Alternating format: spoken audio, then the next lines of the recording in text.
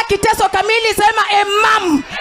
Hatumutaki kwa sababu ako kama ile umbwa imeshakula nyama alafu inaanza kukula mfupa.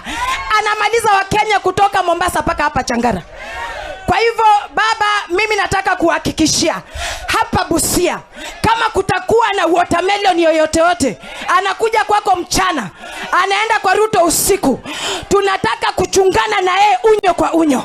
Wangapi watanisaidia kufukuza hao watu kama hao?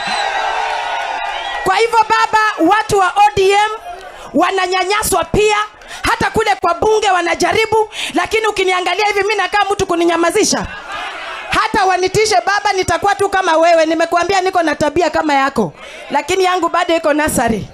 By the time na koma nitakuwa huko kwingine. Otherwise, governor wetu, we want you to unite us. Usikue na yule unapenda zaidi ya mwingine. Mimi unipende usinipende na kupenda tu. Tufanye kazi, si ndio? Mulifanya vizuri kutuchagua vile mulituchagua.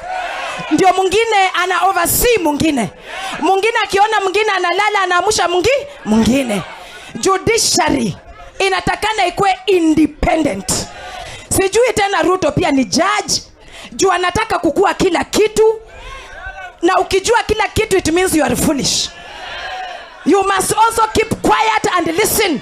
So wale wana advise Ruto wazidi mislead yeye mpaka ikifika 2027 kazi inakuwa rahisi. Hata mimi naomba 2027 isifike. Baba, fanya tu kitu vile unafanyanga, tuamue tena. Si baba anakaa State House. Si anafanana State House. Mtu asilete nyenye huko kwa vijiji. Ati UDA ina sound kama Yudah. Judas Iscariot. Najua wanakuja polepole wakiwadanganya, wakiwapatia hiyo pesa ni yenu. Kuna wakulima hapa? Munafuga kuku?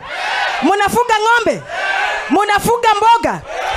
Sasa pia hiyo ati Ruto anataka ukishapanda na ukazane na uvune ati unabebea yeye fungu la 10 ama alisema. Na chakula inaendanga wapi? Ruto mwenyewe amekonda. Msimpatie hiyo chakula. Mubarikiwe sana.